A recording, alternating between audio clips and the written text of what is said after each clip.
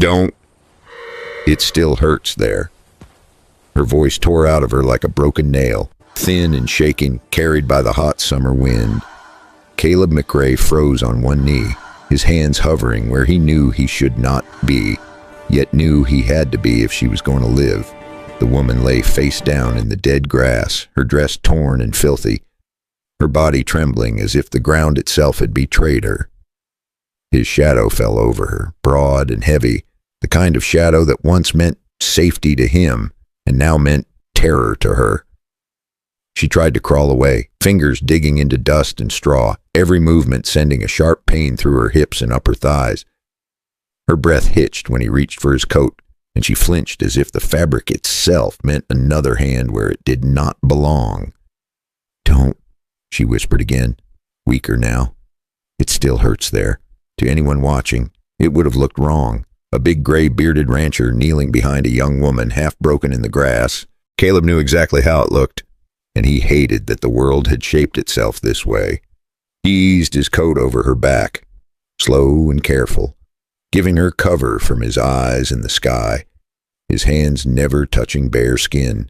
Blood had dried along her leg, not fresh now, dried hard from hours in the sun, angry and dark, proof of something rough and recent. He spoke low, his voice rough from years of dust and silence.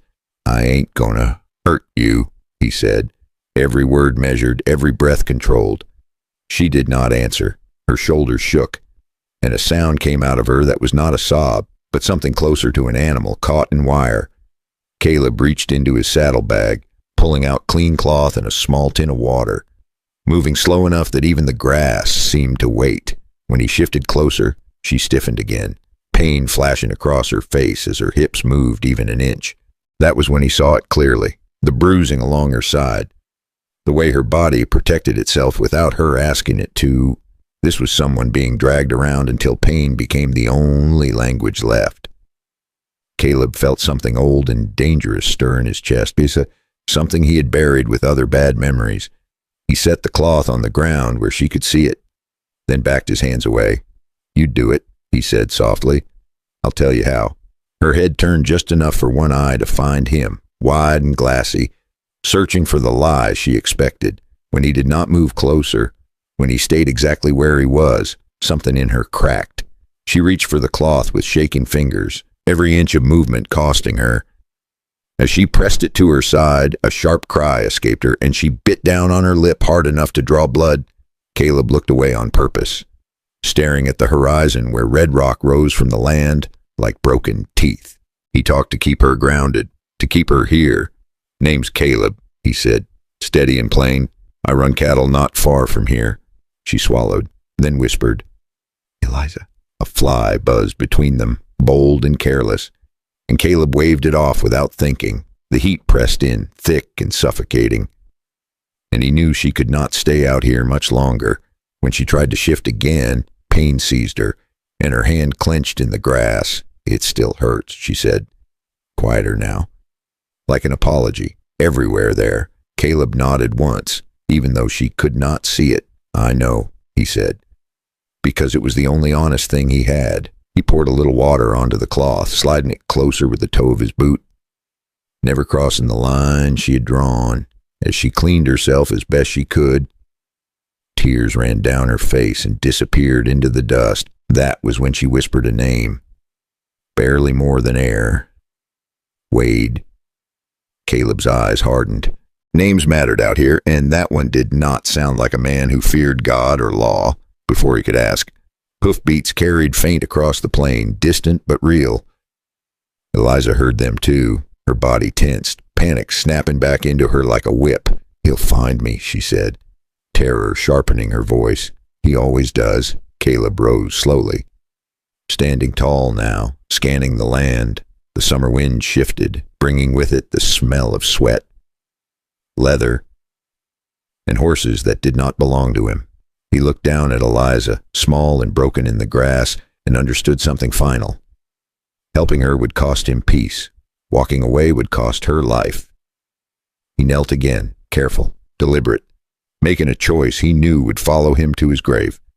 "I ain't leaving you," he said, firm now. Not today. Her eyes searched his face, reading every line, every scar, weighing truth against terror. The hoofbeats grew louder, and as Caleb reached for the reins to lift her from the ground without touching her, hurt, one question hung in the hot air, heavy as a verdict. Who was Wade Hart? And what kind of man hurts a woman so badly that even help feels like another crime? Caleb lifted Eliza the only way he could, slow and careful, one arm under her shoulders, the other braced at her knees, never letting his hands wander where fear might turn into panic. She was lighter than she should have been, all bone and shaking muscle, like someone who had not eaten right in a long time. The hoofbeats faded behind them as he carried her to the shade of his horse, tying the reins low and steady so the animal would not spook. "Got a place not far," he said. "Plain and easy, water, shade, and a roof that don't leak much." She nodded once, barely. When he set her down against the saddle, she winced, hands gripping leather until her knuckles went white. "I know," he said, without being asked. "I know it hurts." They moved slow across the plain, the horse walking easy, Caleb leading by the reins so she would not feel every step. The sun slid lower, still hot, but less cruel now. By the time his ranch came into view, a low spread of weathered wood and wire near Kayenta, Eliza was trembling again, not from pain alone. This was the part where people got handed back. This was the part where lies caught up. Caleb saw it in her face and chose his words careful. "You stay as long as you need," he said. "No one gets you without you saying so." At the ranch, he settled her on a narrow bed by the window, curtains pulled to keep the heat out. He set water within reach, then stepped back, giving her space like a man who had learned the cost of crossing lines. Eliza watched him with one eye open, every move judged, every breath counted. He washed his hands slow at the basin, letting her hear the water, letting her see he was not in a hurry. "Rule here," he said, turning away from her while he spoke. "Door stays cracked. I don't touch unless you ask. And if you want me gone, I go." That earned him a look, sharp and confused. Most men did not offer exits. Night came thick and quiet. Crickets filled the dark, and the wind pushed dust against the walls. Eliza slept in pieces, waking with a sharp breath, hands flying to protect herself before she remembered where she was. Each time, Caleb stayed where he was, seated by the table, clean intact that did not need cleaning. In the morning, he found fresh tracks near the water trough. 2 horses, shod, recent. Someone had been asking around. He did not tell Eliza right away. Instead, he fixed coffee, weak and bitter, and left it on the table with bread and a little dried meat. She ate slow, watching him like a stray cat deciding whether to bolt. Later that day, they rode into Tuba City for supplies. Caleb kept his hat low, eyes open. Eliza kept close, her steps careful, pain still written into the way she moved.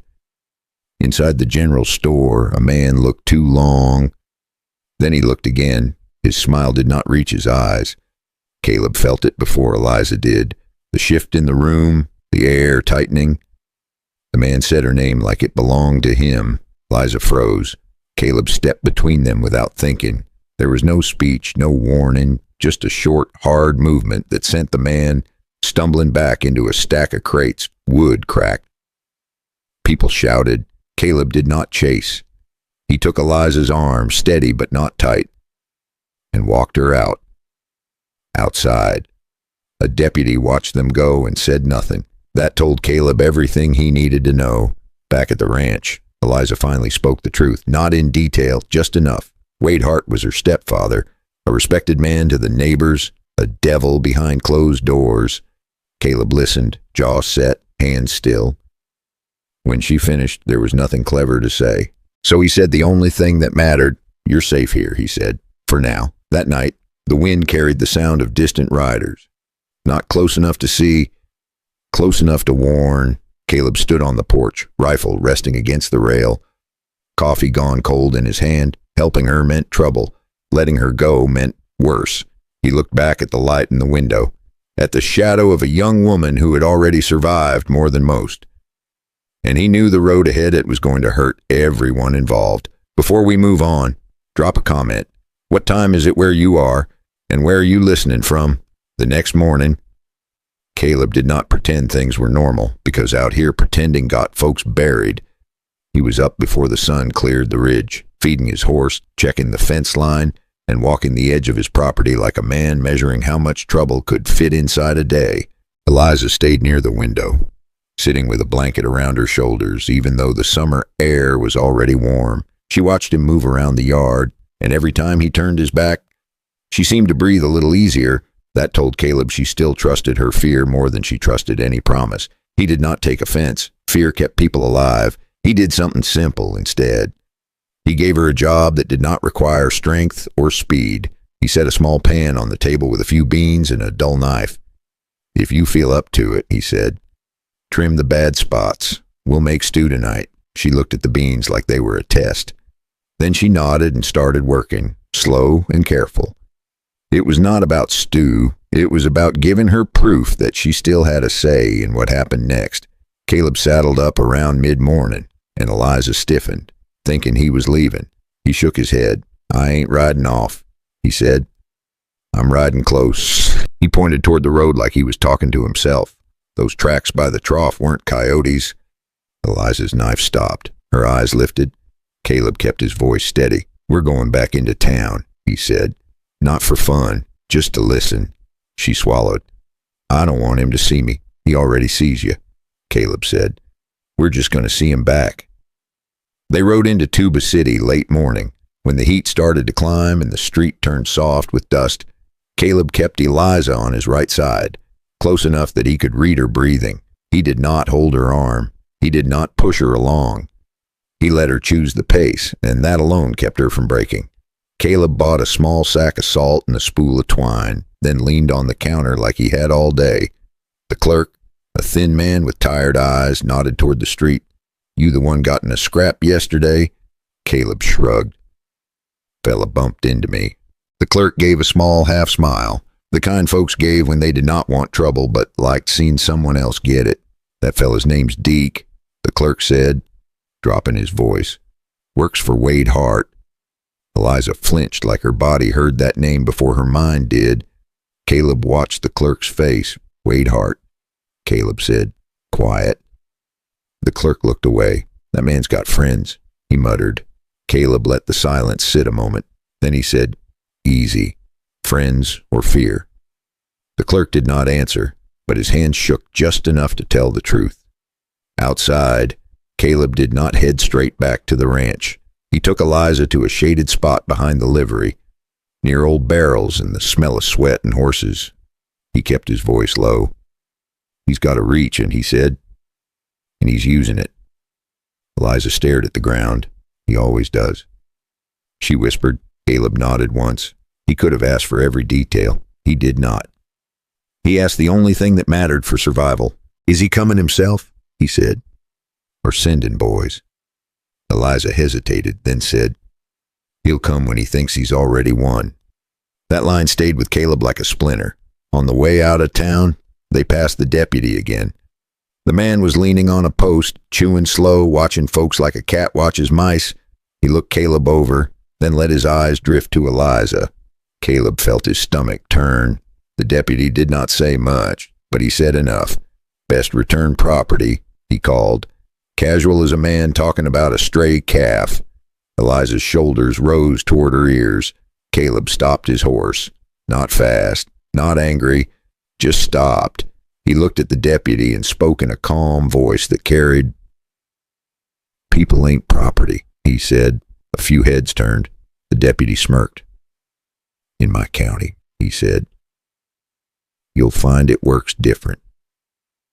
Caleb nodded like he had heard that kind of talk before. Then he tipped his hat. Not polite, not rude, just finished. He rode on, but he remembered the deputy's name stitched in faded thread. Tom Larkin. That was useful. Back at the ranch, the afternoon heat wrapped around the house like a heavy blanket. Eliza moved slower than the day before, and pain showed up in places she didn't expect. She tried to hide it, but Caleb noticed the way she paused before sitting, the way she held her breath when she had to stand. He left a tin of water on the table and a clean cloth beside it, then went out to fix a hinge that did not need fixing. He gave her dignity the way some men gave charity, quietly, without making a show of it.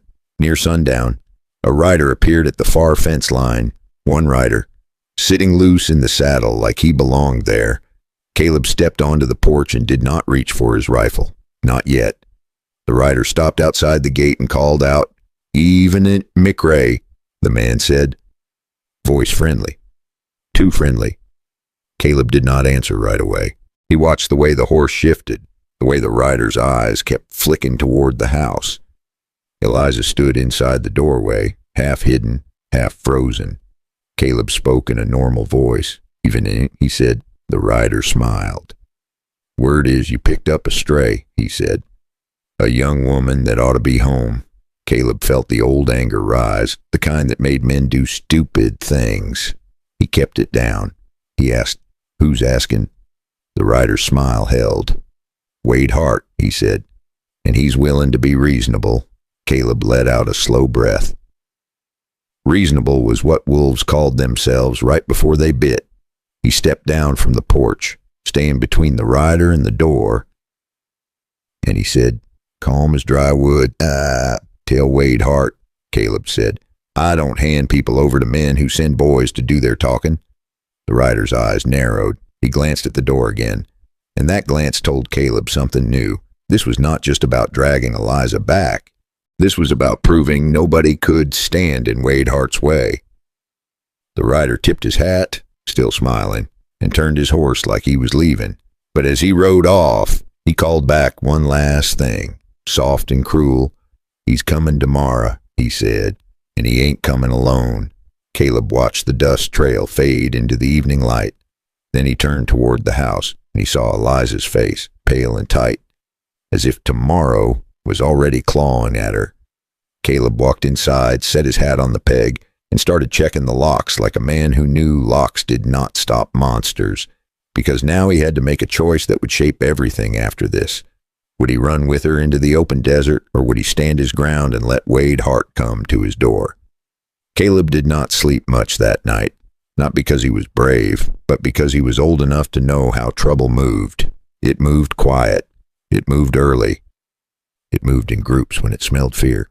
He sat at the kitchen table with a lantern turned low, cleaning a rifle that was already clean, then putting it away like he hoped he would not need it. Every so often he glanced toward the back room. Eliza was in there, not really sleeping, just lying still the way wounded people do when they are afraid that moving will invite more pain. The house creaked once, and she inhaled sharp. Caleb kept his voice soft, like you would speak to a skittish horse. "You're safe," he said, and even he could hear how thin those words sounded against the dark. He stepped outside before dawn and walked the fence line again. The air was cooler, but the ground already held heat, waiting for the sun to return and turn everything into a stove. He checked the gate, the corral, the windows. He did not find fresh tracks, which somehow made it worse. If they were coming, they were not wasting steps. When the light finally came, Liza shuffled into the kitchen, blanket around her shoulders, hair messy, eyes tired.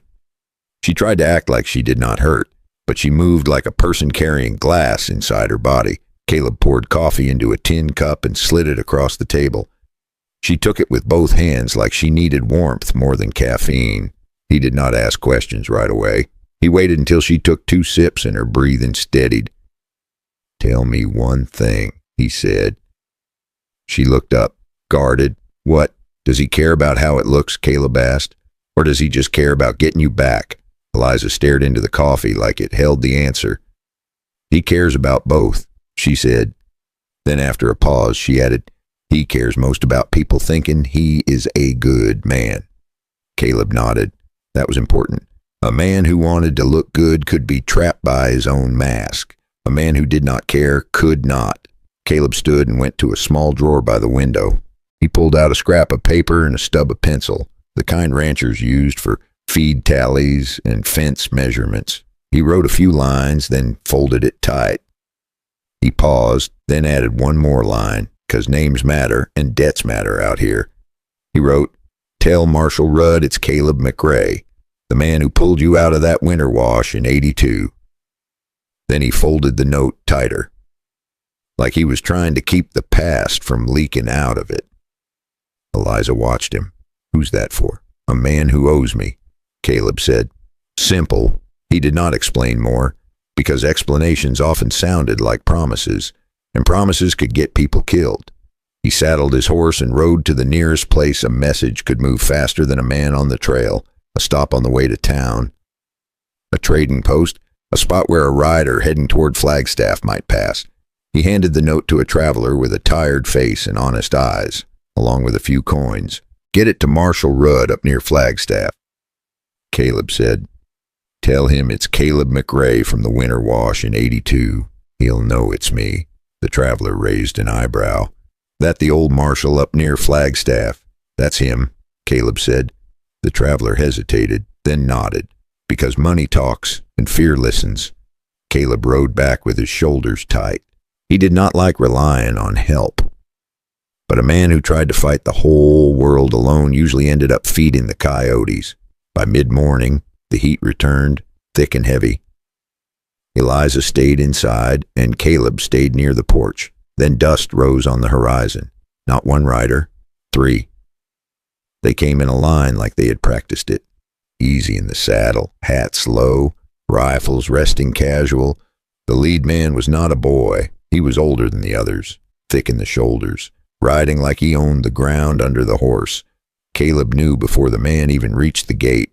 That had to be Wade Hart. Wade stopped outside the fence, not crossing it, like he wanted everyone to see he was polite. He smiled and lifted his hand, friendly as a church usher. Morning, McRae, he called. Caleb did not move. He kept both hands visible, empty, which was its own kind of warning. Morning, he answered. Wade looked past him at the house. His eyes were light and calm, the kind that made folks trust him, right up until they realized trust was the tool he used to pry doors open. I'm here for my stepdaughter, Wade said, voice smooth, not loud. He said it like he was doing a good deed, like the whole town ought to thank him for showing up. You're harboring her, he continued, and I'm not looking for a mess. Caleb watched the other 2 riders. They were not looking at him. They were looking at windows. That told him what they expected to do. Caleb kept his voice even. She ain't going anywhere she don't want to, he said. Wade smiled wider, like Caleb had made a cute joke. She's confused, Wade said. Women get confused, he added.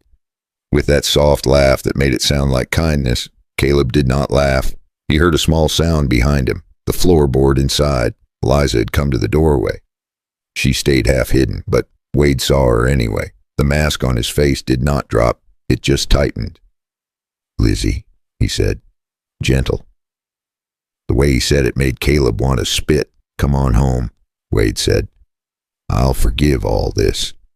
Eliza's hands clenched around the doorframe. Caleb stepped slightly to block her view of Wade, not because he wanted to control her, because he wanted her to breathe. Wade's eyes shifted to Caleb. McRae, he said. Still calm. This is family business. Caleb nodded once. You make it sound clean, Caleb said. Wade's smile faded just a touch. You don't know what you're meddling in, Wade replied. Caleb leaned forward a little, just enough to make it clear he was not backing up. I know what fear looks like, he said, and I know what it looks like when a man wants his fear back in his house. For the first time. Wade's voice cooled. You're making a mistake, he said. He glanced to the side, and one of the riders shifted his rifle.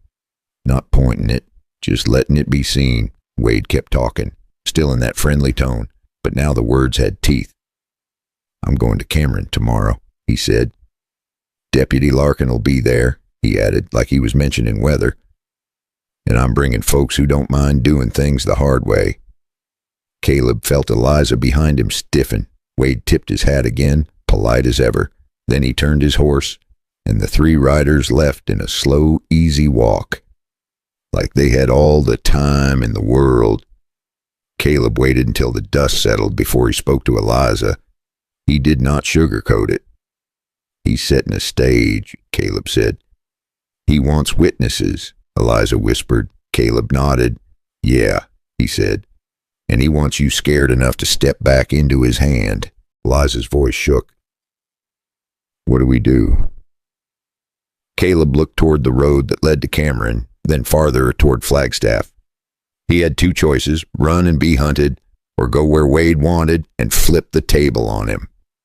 Caleb picked up his hat and settled it on his head, a slow, steady motion that meant a decision had been made. We go to Cameron, he said, and we go today, because Caleb had just realized the worst part. Wade was not coming to take Eliza quietly. He was coming to make sure everyone learned what happened to any man who tried to keep her safe. They left before the sun climbed too high, because Caleb knew heat wore people down faster than fear did.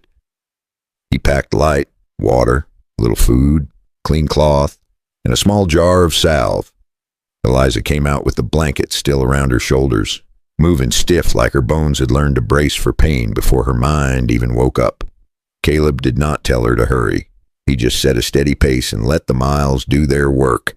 The road toward Cameron ran dry and open, with the kind of emptiness that made a person feel watched, even when nobody was there.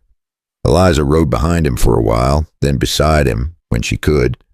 Quiet most of the time, she looked at the horizon like she expected Wade to step out of it any second. Caleb kept his eyes on the ground as much as the distance, reading tracks the way some men read newspapers. After a few miles, he saw it. Fresh hoof prints, 3 horses, not trying to hide. They were pacing them, staying just far enough back to look like they were minding their own business. Caleb felt his stomach tighten, but he kept his shoulders loose. Eliza noticed anyway. She always noticed.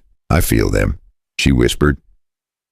Caleb nodded once. I do too. He reached into his pocket, pulled out a small piece of jerky, and held it back to her without turning. Eat, he said. It was almost funny, the way trouble followed them like a shadow, and he was still acting like an old ranch hand fussing about somebody skipping meals. Eliza took it, hands shaking, and chewed like she was forcing her body to remember how to live. By late morning, they could see the buildings near Cameron, low and dusty, with the bridge area and the river cut somewhere down below. Not much to look at, but plenty of eyes, and that was the point. Wade wanted eyes. Caleb guided his horse into the main stretch and felt every gaze land on them. Men at hitching posts paused. A woman carrying a bucket stopped mid-step. Someone at the trading post doorway leaned back into the shade to get a better look. Eliza pulled her blanket tighter. Caleb did not touch her. He just moved his horse half a step so his body blocked her from the worst of it. Deputy Tom Larkin was there, just like Wade promised. He was leaning against a post, hat pushed back. That lazy smile on his face like the day was a joke and everyone else was the punchline. 2 other men stood nearby, and Caleb recognized one of them as the rider who came to his gate. Deke. Deke looked pleased, like a man who thought the ending was already written. Larkin stepped off the post and walked toward them, slow and casual. McRae, he said, drawing the name out. You sure do like making work for good folks. Caleb swung down from the saddle, moving careful so Eliza would not feel abandoned. He kept his hands low and open. I came to keep things calm, Caleb said. Larkin chuckled. Calm as you handing the girl over, he replied. Eliza's breath hitched behind Caleb. He did not turn to look at her because he did not want to give Larkin the satisfaction of seeing her fear. Caleb spoke to the deputy like he was talking about cattle prices. You can ask her what she wants, he said. Larkin's smile stayed, but his eyes sharpened. He glanced past Caleb, straight at Eliza. Well now, he said. That sounds fair. Eliza stared at the deputy like he was a snake in church. Her mouth opened, then closed. Words did not come easy when fear had a hand around your throat. Caleb could feel her shaking through the air, so he gave her another kind of choice. He shifted one step to the side, just enough so she could be seen, but not enough for her to feel exposed. Then he said, low and steady, you don't owe anybody a speech. 1 word is enough. Eliza swallowed hard.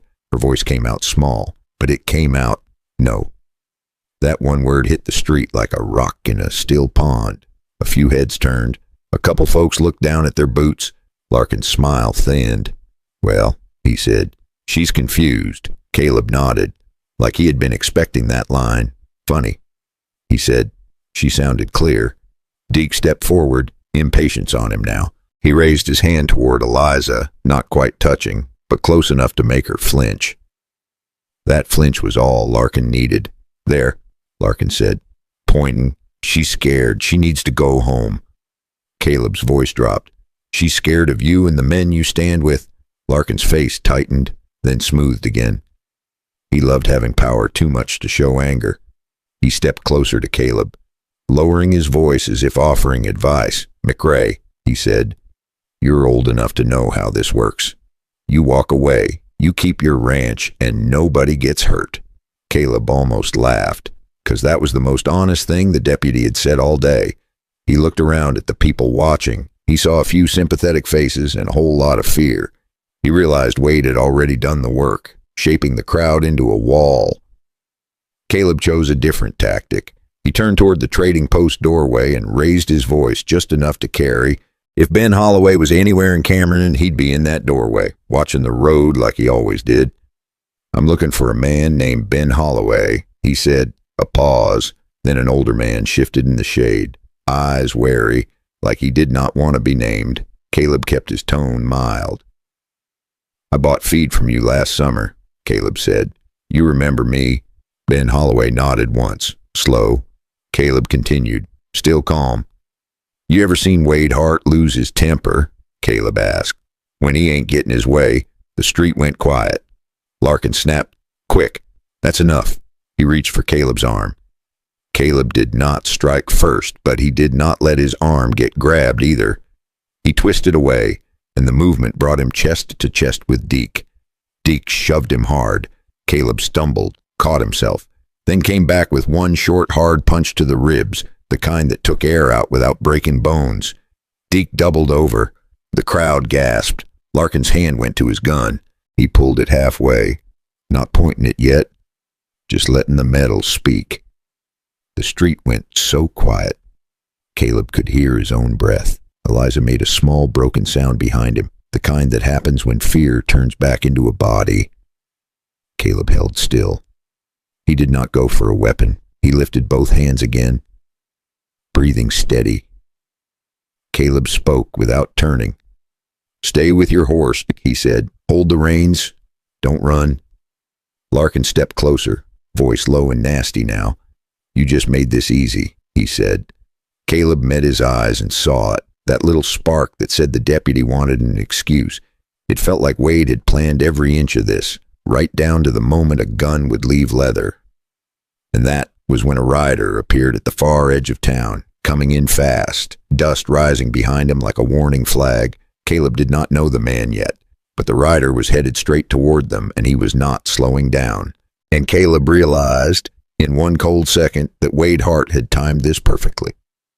Because Caleb suddenly realized that Ryder might be the only man left who still remembered what a debt looks like. The rider came in hard, dust rolling behind him like a storm that had learned a man's name. He pulled up near the hitching post, swung down, and the street felt different the second his boots hit the ground. You could see it in Deputy Larkin's eyes, that flicker that said, "This ain't my town for the next few minutes." The rider was older, lean, sun-worn, with a badge that did not look like it came from a local pocket. Marshal Rudd. Caleb did not smile. He just breathed out slow, like a man setting down a heavy bucket he had been carrying too far. Rudd took one look at Deke bent over, one look at Larkin with his hand near a gun, and one look at Eliza tight behind her horse. Then he did something simple that changed everything. He spoke to the crowd, not loud, just steady. "Who's the young woman?" he asked. "And who's speaking for her?" Eliza's throat tightened, but this time she did not go empty. She stepped half a pace forward, still holding the reins, still shaking, but standing. "My name's Eliza Hart," she said, voice thin but real, "and I speak for myself." That was the moment the whole thing turned. Not because the marshal arrived, not because Caleb could throw a punch, because she claimed her own voice in front of people who wanted her quiet. Rudd nodded, like he had heard that kind of courage before and respected it. He turned to Larkin. "You got a warrant?" he asked. Larkin tried to laugh it off, but his mouth did not quite manage. Rudd waited. Meowlance is a hard thing to fight. And Caleb kept his hands up on purpose, buying seconds the way an old cowhand buys time in a storm. "No," Larkin said. Finally, Rudd looked at Wade's man, Deke, then at the crowd. "Then the rest of you," he said, "are just standing around hoping fear does your work for you." He stepped closer to Eliza, not too close, giving her room. "Do you want to go with Wade Hart?" he asked. Eliza swallowed. Then she said the word that mattered. "No." Rudd tipped his head. "Do you want protection?" he asked. Eliza glanced at Caleb, then back at the marshal. "Yes," she said. That was all the law needed when the law was in the hands of a man who still believed in it. Rudd turned to Larkin. "She rides with me," he said. Larkin's face tightened. "You don't know Wade Hart," he muttered. Rudd's eyes stayed calm. "I know men who hide behind respectability," he said. "I've met plenty." Rudd did not hang anyone. He did not let a mob form. He did not turn it into a show. He did it the right way, the slow way, the way that lasts. He took statement. He told folks to stay put, and somehow they did, because his badge didn't ask twice. Then he looked at Caleb. "You did right bringing her into daylight," Rudd said. Caleb nodded once. It was not pride. It was relief mixed with the old bitter taste of knowing this was not over. Because Wade Hart would not take humiliation easy. That evening, with the sun sliding down and the heat finally loosening its grip, Rudd escorted Eliza out of Cameron. Caleb rode a little behind them, close enough to help, far enough to let Eliza breathe. On the trail, she did not talk much. She did not need to, but after a while she glanced back at Caleb, and for the first time her eyes held something besides fear. They held a question. Caleb answered it without making it fancy. "You don't owe me trust," he said. "You just keep going." Eliza nodded. And Caleb realized something that matters for every person listening to this right now. Sometimes the bravest thing you can do is not win a fight. That day in Cameron was not just about a rancher and a young woman. It was about a choice. The choice to let fear run the town or to put fear in its place. Here's what I learned watching that street in Cameron. Most of us ain't facing badges and rifles, but we all get cornered by something, a memory that won't quit. A person who knows exactly where you're soft, a habit that keeps calling your name when you're tired. Sometimes the bravest thing ain't a punch or a gun. Sometimes the bravest thing is to say one clear word when the whole world wants you to stay silent. And hope, real hope, is built out of small choices made under pressure. If this story is speaking to you, hit like.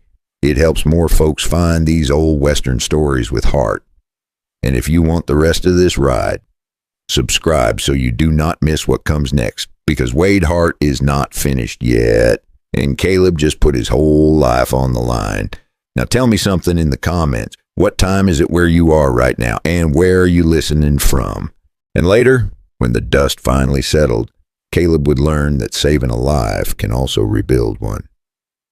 Because the next part is where Wade stops playing polite, and Caleb learns what a desperate man will burn down just to feel powerful again.